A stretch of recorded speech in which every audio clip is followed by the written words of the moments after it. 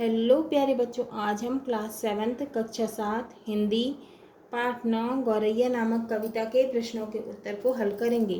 निम्नलिखित शब्दों के अर्थ शब्दकोश से खोजकर लिखिए। मटमैले का अर्थ है मिट्टी के रंग के। संतरण का अर्थ है गतिशील या गतिशीलता। हलकोरों का अर्थ है हिलोरों। सलोनी का अर्थ है सुंदर या अच्छी। वायवी का अर्थ है हवा की। अरगनी का अर्थ है कपड़े आदि टांगने के लिए रस्सी या खूंटी। पर का अर्थ है पंख।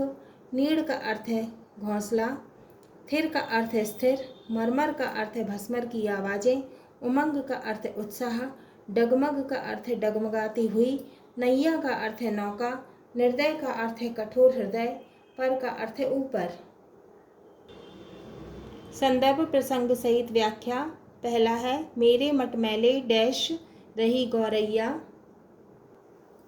पहला, मेरे मटमैले अंगना में फुदक रही गौरैया। कच्ची मिट्टी की दीवारें घास पात का छाजन। मैंने अपना नीड़ बनाया तिनके तिनके चुन चुन। यहाँ कहाँ से तू आ बैठी हरियाली की रानी। जी करता है तुझे चूम लूँ ले लूँ मधुर बलैया। मेरे मटमैले अंगना में फुदक रही गौरैया। शब्दार्थ। मटमैले का अर्थ है मिट्टी के रंग के। गौरैया का अर्थ है एक छोटी सी चिड़िया जो प्रायः घरों के आसपास रहती है। घासपात का अर्थ है घास और पत्तों का। छाजन का अर्थ है छप्पर। नीड़ का अर्थ है घोंसला। संदर्भ। प्रस्तुत पद्यांश हमारी पाठ्य पुस्तक भाषा भारती के गौरैया नामक पाठ से अवतरित है। इसके रचयिता श्री शिवमंगल सिंह सुमन हैं। प्रसंग। प्रस्तुत पद्यांश में कवि अपने कच्चे घर के आंगन में गौरैया को फुदकते हुए देखकर आनंदित हो रहे हैं। व्याख्या। कवि कहते हैं कि मेरे कच्चे मिट्टी के बने हुए आंगन में गौरैया फुदकती हुई घूम रही है। मेरा घर कच्ची मिट्टी की दीवारों से बना हुआ है और छत घास फूस की बनी हुई है। चिड़िया की भांति मैंने भी अपना घर एक एक तिनका चुन चुनकर बड़े परिश्रम से बनाया है। हरे भरे वृक्षों पर रहने वाली हरियाली की रानी, तू यहाँ मेरे सूखे घास फूस के घर में आकर क्यों बैठ गई। कवि कहते हैं कि मेरे मन में आता है कि मैं तुझे प्यार से चूम लूँ तथा तेरे ऊपर मधुर मधुर बलैया ले लूँ। दूसरा है नीलम की डैश रही गौरैया। दूसरा, नीलम की सी सुंदर आँखें सोने से सुंदर पर। अंग अंग में बिजली सी भर फुदक रही तू फर फर। फूली नहीं समाती तू तो मुझे देख हैरानी। आजा तुझको बहन बना लूँ और बनूँ मैं भैया। मेरे मटमैले अंगना में फुदक रही गौरैया। शब्दार्थ। पर का अर्थ है पंख। फूली नहीं समाती का अर्थ है बहुत अधिक प्रसन्न। हैरानी का अर्थ है अचंभा। संदर्भ। पूर्ववत है, पहले के जैसा है। प्रसंग। प्रस्तुत पद्यांश में कवि ने गौरैया की सुंदरता और चंचलता का वर्णन किया है। व्याख्या। कवि कहते हैं कि गौरैया की आँखें नीलम मणि के समान नीली हैं। इसके पंख स्वर्ण के समान हैं। अपने अंग अंग में यह बिजली के समान चपलता लिए हुए फुर्र फुर्र करती हुई इधर से उधर फुदक रही है। इसकी चंचलता को देखकर मुझे आश्चर्य हो रहा है कि वह खुशी के मारे फूली नहीं समा रही है। हे गौरैया, तू मेरे पास आ जा। मैं तुझे अपनी बहन बना लेता हूँ और मैं तुम्हारा भाई बन जाना चाहता हूँ। यह गौरैया मटमैले रंग के मेरे आंगन में इधर से उधर लगातार फुदक रही है। तीसरा, मटके की डैश रही गौरैया। मटके की गर्दन पर बैठी कभी अरगनी पर चल। चहक रही तू चीऊँ चीऊँ चीऊँ चीऊँ फुला फुला पर चंचल। कहीं एक क्षण तो थिर होकर तू जा बैठ सलोनी। कैसे तुझे पाल पाई होगी री तेरी मैया। मेरे मटमैले अंगना में फुदक रही गौरैया। शब्दार्थ। अरगनी का अर्थ है कपड़े आदि टांगने के लिए रस्सी या लकड़ी या खूंटी। पर का अर्थ है पंख। थिर का अर्थ है स्थिर होकर। सलोनी का अर्थ है सुंदर अच्छी। संदर्भ। पूर्ववत है। प्रसंग। प्रस्तुत पद्यांश में कवि चंचल गौरैया को देखकर हैरान हो रहे हैं। कि इसकी माँ इसे कैसे पाल पाई होगी। व्याख्या। कवि कहते हैं कि चंचल गौरैया कभी मटके की गर्दन पर बैठ जाती है तो कभी चलते चलते अरगनी पर बैठ जाती है। वह चीं चीं करती हुई लगातार चहकती फिरती है। वह चंचल बनकर अपने पंखों को फुलाकर इधर से उधर फुदकती फिरती है। हे गौरैया, तू एक क्षण के लिए तो किसी एक स्थान पर स्थिर होकर बैठ जा। तेरी चंचलता को देखकर मुझे आश्चर्य हो रहा है कि तेरी माँ ने तेरा पालन पोषण किस तरह से किया होगा। कवि कहते हैं कि मेरे मिट्टी के आंगन में गौरैया फुदक रही है। चौथा है सूक्ष्म वायवी डैश रही गौरैया। चौथा, सूक्ष्म वायवी लहरों पर संतरण कर रही सरसर, हिला हिला सिर मुझे बुलाते पत्ते कर कर मरमर। तू प्रति अंग उमंग भरी सी पीती फिरती पानी, निर्दय हरकोलों से डगमग बहती मेरी नैया, मेरे मटमैले अंगना में फुदक रही गौरैया। संदर्भ पूर्वत है। प्रसंग। प्रस्तुत पद्यांश में कवि ने गौरैया के फुर्तीले क्रियाकलापों का वर्णन किया है। व्याख्या। कवि कहते हैं कि हवा के द्वारा ऊपर की उठी हुई छोटी छोटी लहरों पर सरसराती गौरैया गतिशील बनी हुई है। हवा से हिलते हुए उसके सिरों पर मरमर की ध्वनि करते पत्ते कवि को बुला रहे हैं। गौरैया का पूरा शरीर उमंग तथा उत्साह से भरा हुआ है और वह उठी हुई छोटी छोटी लहरों के पानी को पीती फिरती है।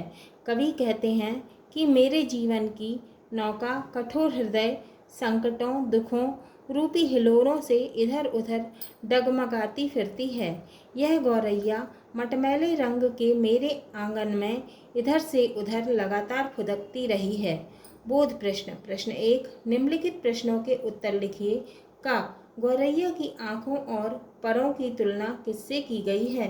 उत्तर। गौरैया की आँखों की तुलना नीलम मणि की भांति तथा परों की तुलना सोने से की गई है।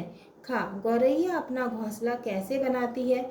उत्तर। गौरैया अपना घोंसला तिनकों को चुन चुन कर बनाती है। गा गौरैया को हरियाली की रानी क्यों कहा गया है? उत्तर। गौरैया हरियाली के बीच खुश रहने वाली चिड़िया है, इसीलिए उसे हरियाली की रानी कहा गया है। घा कवि अपनी बहन किसे बनाना चाहता है? उत्तर। कवि गौरैया को अपनी बहन बनाना चाहता है क्योंकि उसकी नीलमणि सी सुंदर आँखें और सुनहरे पंख कवि के मन को लुभा रहे हैं। उसका उमंग से आंगन में फुदकना कवि को बहुत अच्छा लगता है। इसका प्रत्येक अंग बिजली की भांति चमकीला लगता है, इसीलिए कवि गौरैया के साथ अपना संबंध जोड़कर उसे अपनी बहन बना लेना चाहता है। प्रश्न 2, गौरैया कैसे आंगन में फुदक रही है?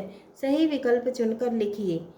पहला है साफ आंगन में, दूसरा मटमैले आंगन में, तीसरा बड़े आंगन में, चौथा हरे भरे आंगन में। उत्तर है मटमैले आंगन में। प्रश्न 3, निम्नलिखित पंक्तियों के भावार्थ लिखिए। आ मैंने अपना नीड़ बनाया तिनके तिनके चुन चुन।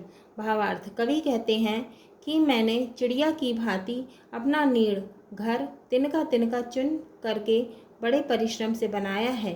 बा तू प्रति अंग उमंग भरी सी पीती फिरती पानी। भावार्थ। हे गौरैया, तुम्हारा प्रत्येक अंग तुम्हारा प्रत्येक अंग उत्साह से भरा हुआ है, उमंग से भरा हुआ है और तुम यहाँ वहाँ पानी पीती फिरती हो। सा सूक्ष्म वायवी लहरों पर संतरण कर रही सरसर। भावार्थ। हे गौरैया, तू अपने पंखों के बल पर हवा की सूक्ष्म तरंगों पर तैरती रहती है। इधर मेरी जीवन नौका भी सूक्ष्म वायवी लहरों पर श्वास प्रश्वास पर आगे बढ़ रही है। भाषा अध्ययन। प्रश्न 1, इस कविता में आए ध्वन्यात्मक एवं पुनरुक्ति वाले शब्दों की सूची बनाइए। पुनरुक्ति यानी बार बार, जैसे चुन चुन। उत्तर। चुन चुन, तिनके तिनके, अंग अंग, फर फर, चियूं चियूं, फुला फुला, सर सर, मर मर, हिला हिला। प्रश्न 2, इस कविता को ध्यान से पढ़िए, फिर बताइए कि इसमें प्रयुक्त निम्नांकित विशेषण किस शब्द की विशेषता बता रहे हैं। उत्तर विशेषण और शब्द। विशेषण है मधुर, मटमैला और सुंदर। शब्द है बलैया, आंगन पर। विशेषण है वायवी और निर्दय। शब्द है लहरें और हलकोरों। प्रश्न 3, निम्नलिखित तालिका में से समानता दर्शाने वाले शब्दों को क्रम से लिखिए। पहला है आंखें नीलम सी नीली। उत्तर नीलम की सी नीली आंखें। दूसरा रंग सोना सा सुनहरा। उत्तर सोना सा सुनहरा रंग। तीसरा पर सोने से सुंदर। उत्तर सोने से सुंदर पर। चौथा मुख चंद्रमा सुंदर सा। उत्तर चंद्रमा सा सुंदर मुख। पहला आंखें नीलम सी नीली। उत्तर नीलम सी नीली आंखें। दूसरा रंग सोना सा सुनहरा। उत्तर सोना सा सुनहरा रंग। तीसरा पर सोने से सुंदर। उत्तर सोने से सुंदर पर। चौथा मुख चंद्रमा सुंदर सा। उत्तर चंद्रमा सा सुंदर मुख। पांचवा आंखें कमल कली सुंदर सी। उत्तर कमल कली सी सुंदर आंखें। छठवा बाल से चांदी सफ़ेद। उत्तर चांदी से सफ़ेद बाल। प्रश्न 4, निम्नलिखित शब्दों के दो दो पर्यायवाची शब्द लिखिए। उत्तर बिजली का पर्यायवाची होगा विद्युत और तड़ित। आँख का होगा नेत्र और नयन। वायु का होगा पवन और समीर। सोना का होगा स्वर्ण कुंदन। प्रश्न 5, निम्नलिखित शब्दों के विलोम शब्द लिखिए। मधुर, सुंदर, चंचल, सूक्ष्म। उत्तर शब्द और विलोम शब्द। मधुर का होगा कटु, सुंदर का होगा कुरूप और चंचल का होगा स्थिर और सूक्ष्म का होगा विशाल। हाँ तो प्यारे बच्चों, ये हमारा पाठ 9 गौरैया नामक कविता के प्रश्न उत्तर पूर्ण हुए।